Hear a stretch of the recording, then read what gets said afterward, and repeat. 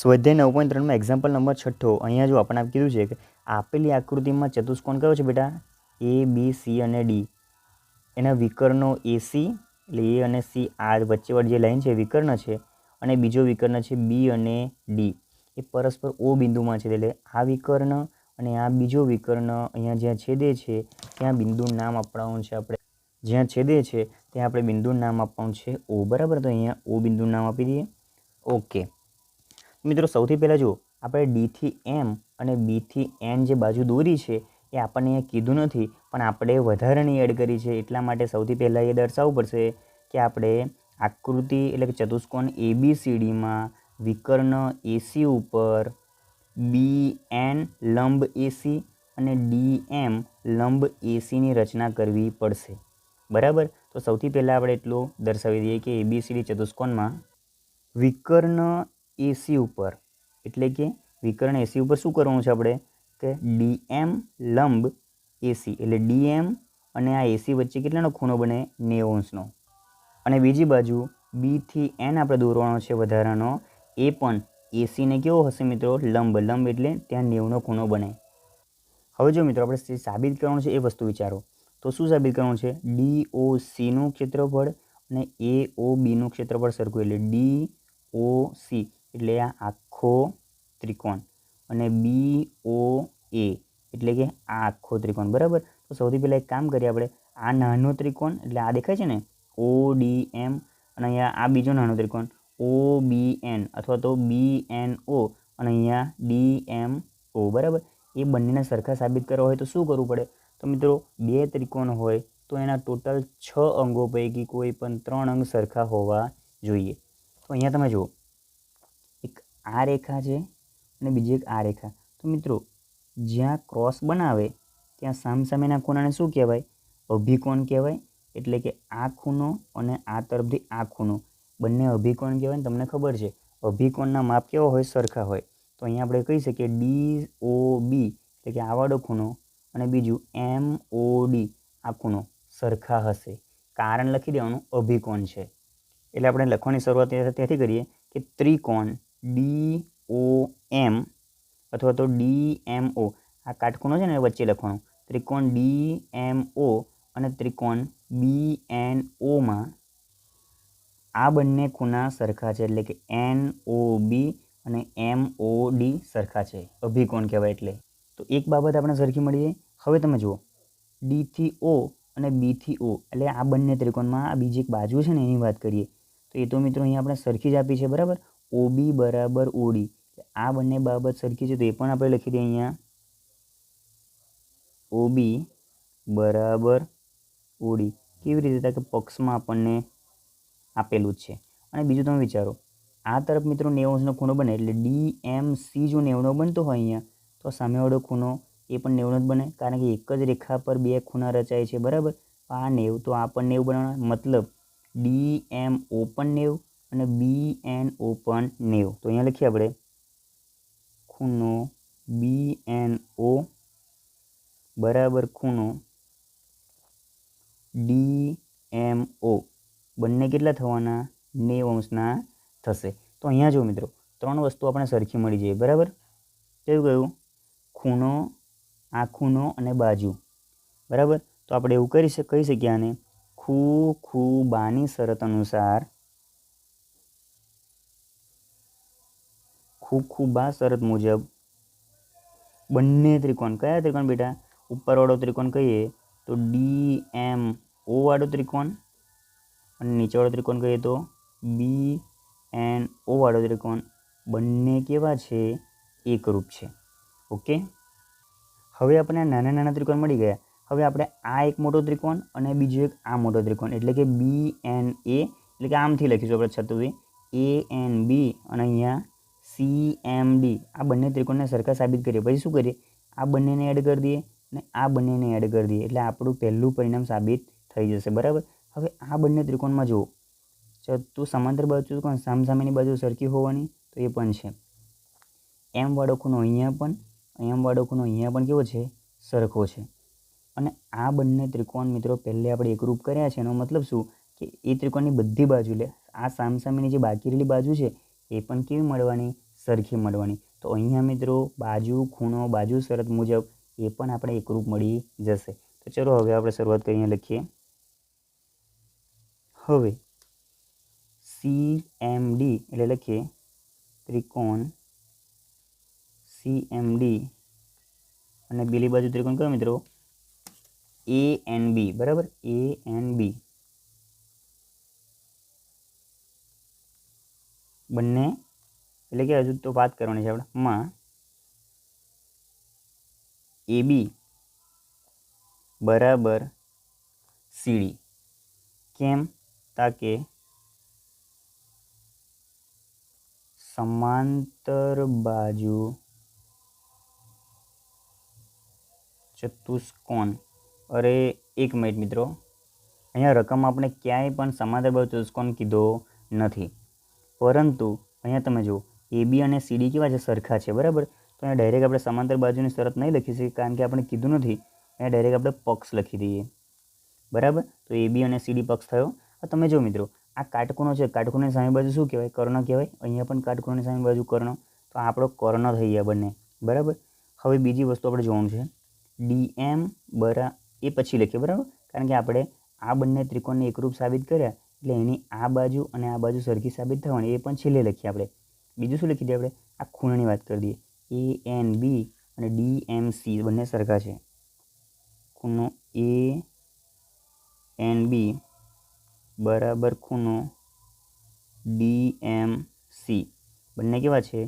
સરખા છે, કારણ કે લખવાનું કાટખૂણા.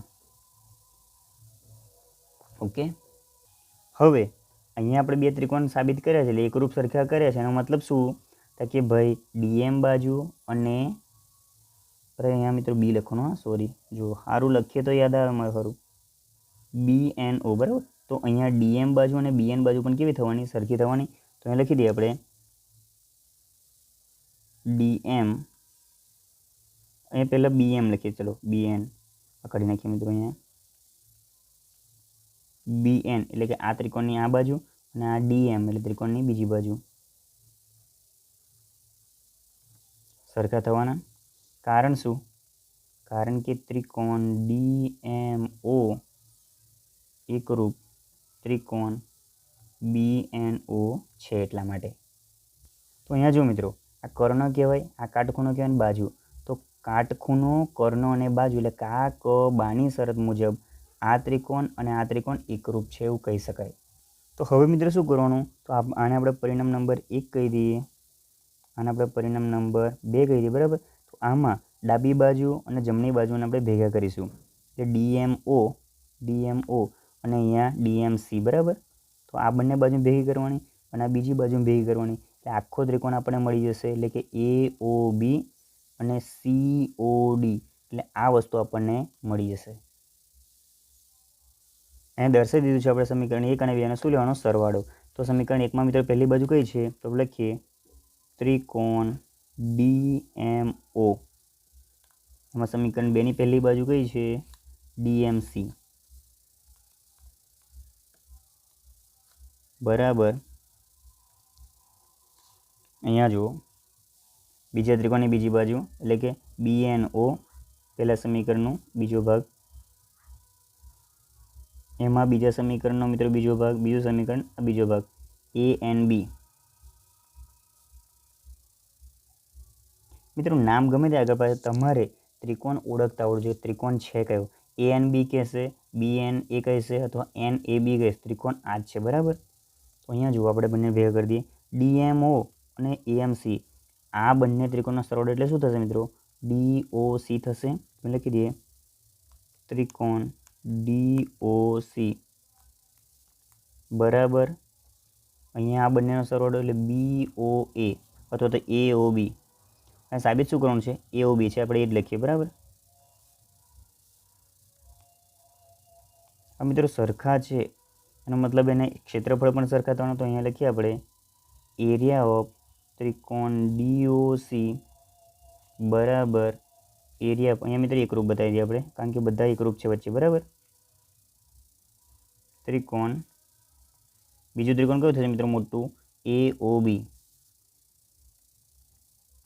બરાબર, તો આપણું મિત્રો પરિણામ નંબર પહેલું આપણને અહીંયા મળી જાય છે. હવે આપણે સાબિતી બીજા નંબરની તરફ આગળ વધીશું. છે કંઈ નહીં, એકદમ ઇઝી જ છે, પણ થોડું ધ્યાન રાખવા જેવું છે. હવે મિત્રો જો આ જે બે વસ્તુ આપણે સાબિત કરી છે, ત્રિકોણ DOCનું ક્ષેત્રફળ અને AOBનું ક્ષેત્રફળ કેવું છે? સરખું છે.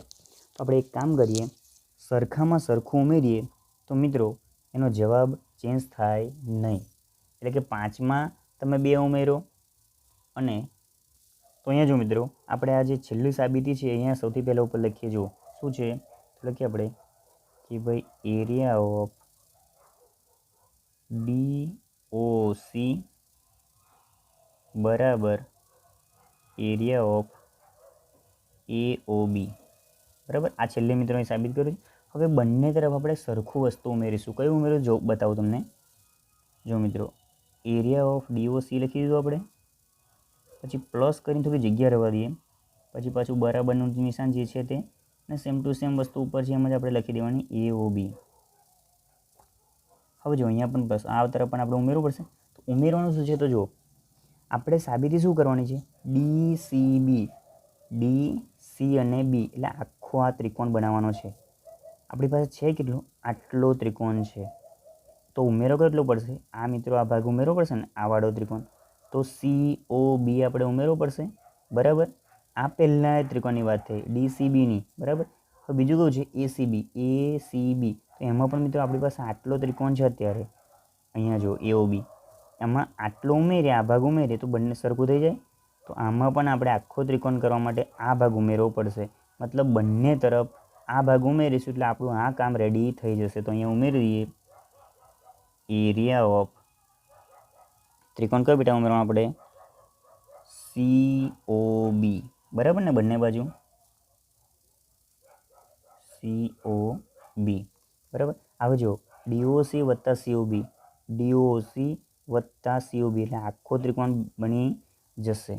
તો આપણે લખીએ એરિયા ઓફ DCB અને આ બેનો સરવાળો એટલે આટલો ત્રિકોણ અને આખો આ ત્રિકોણ, આખો બનશે ACB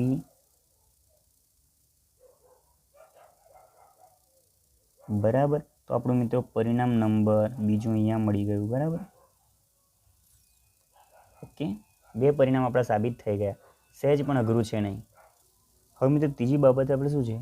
DA અને CB જો લંબ હોય, D થી A અને C થી B જો લંબ હોય, અથવા ABCD એક સમાંતર બાજુ ચતુષ્કોણ છે એવું આપણે સાબિત કરવાનું છે બરાબર. આ બાબત કાં તો સાબિત કરો, કાં તો પછી આ બાબત સાબિત કરો. બેમાંથી કોઈ એક બાબત આપણે અહીંયા સાબિત કરીને બતાવવાની છે. મિત્રો તમે જુઓ, DA અને CB જો સરખા સાબિત કરો એટલે સમાંતર સાબિત કરવાનું તો એક જ વસ્તુ છે. ત્રિકોણ DCB જુઓ, DCB આ ત્રિકોણ અને આ ત્રિકોણ એ એક જ પાયા પર આવેલા છે અને સમાંતર બાજુઓની જોડ વચ્ચે આવેલા છે. તો અહીંયા લખી શકાય કે CB સમાંતર AD આપણને સીધું મળી જશે. તો એના પરથી મિત્રો આપણે કહી શકીએ કે DA સમાંતર CB આપણને મળે છે. આપણું પરિણામ કયું આવ્યું? ત્રીજું. અને આગળની વસ્તુ બીજું કીધું છે કે ABCD જો સમાંતર બાજુઓ ચતુષ્કોણ છે. મિત્રો આ બાબત આપણે સાબિત કરવી હોય તો શું કરવું પડે? એના ચારે ચાર બાજુ તો સરખી હોય જ, પરંતુ એના બંને વિકર્ણ કોઈ એક જ બિંદુમાં છેદે બરાબર. તો એ બાબત અહીંયા આપણે બતાવવી પડશે. તો એક કામ કરીએ, અહીંયા જુઓ DA અને DO અને B થી O તો સરખું આપણને આપેલું જ છે. તો બીજું કયું બાકી રહ્યું? O થી M અને O થી N આ બે વસ્તુ આપણે બાકી રહી છે. તો આપણે એક કામ કરીએ, જો ત્રિકોણ DMO અને બીજો ત્રિકોણ BNO જો મિત્રો એકરૂપ છે ને, તો એના પરથી આપણે એવું કહી શકીએ કે આ બાજુ અને આ બાજુ સરખી હોવાની, એકરૂપ છે એનો મતલબ બરાબર. તો આપણે લખીએ OM અને NO, OM બરાબર ON બરાબર. બંને સરખા આપણને મળે બરાબર. તે જ રીતે આ બંને ત્રિકોણની વાત કરીએ, DMC અને બીજો ત્રિકોણ ANB એ પણ એકરૂપ છે. તો મિત્રો એના પરથી આ બાજુ અને આ બાજુ સરખી મળવાની, તો આપણે એક કામ કરીએ, CM બરાબર AN મળે. હવે જુઓ આપણને OM અને CMને ભેગા કરો, M વત્તા CM બરાબર ON વત્તા AN. અંદર તમે આકૃતિમાં જોશો ને તો ખાસ ખ્યાલ આવશે. OM અને CM આ અહીંયા આખી બાજુ થઈ એટલે CO થવાનું, અને આ તરફ NO અને AN આખી બાજુ થવાની, A થી O. સરખા મળી ગયા આપણને બરાબર. આ તદુપરાંત આપણે આપેલું છે મિત્રો કે ભાઈ OB અને OD પણ કેવા સમાન છે. આવું આપણને ઉપર કીધું છે બરાબર, આપેલું છે, લખી દેવું અહીંયા આગળ. હવે જુઓ અહીંયા આ બાજુ સરખી, આ બાજુ એટલે જોડ તો સરખી છે. અને આપણને કહેવાનું અહીંયા કે ચતુષ્કોણ ABCDમાં AC અને BD એક જ બિંદુમાં છેદે છે, એટલે કે ઓમાં દુભાગે છે.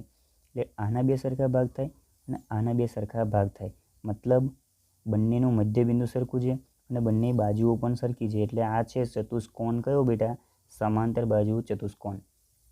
તો એના પરથી આપણું પરિણામ નંબર 4 પણ મિત્રો અહીંયા સાબિત થઈ જાય છે બરાબર. અહીંયા જો સમજાવું તમને, જ્યારે પણ કોઈ પણ સમાંતર બાજુ ચતુષ્કોણ હોય ને બેટા, તો એનો એક વિકર્ણ અને બીજો વિકર્ણ જે બિંદુમાં છે ને એ બે સરખા ભાગ કરે બરાબર. આ બંને સરખા ભાગ થવાના, એટલે કે આ ભાગ અને આ ભાગ સરખો, અને બીજો આ ભાગ અને આ ભાગ સરખો. તો એ અહીંયા આપણે સાબિત કરી દીધું છે. એનો મતલબ થાય કે આપેલ જે ચતુષ્કોણ છે એ આપણો સમાંતર બાજુ ચતુષ્કોણ છે. તમામ વિડીયોની લિંક મિત્રો નીચે ડિસ્ક્રિપ્શનમાં આપી છે, એકવાર તમે ઓપન કરીને જોઈ લેવી.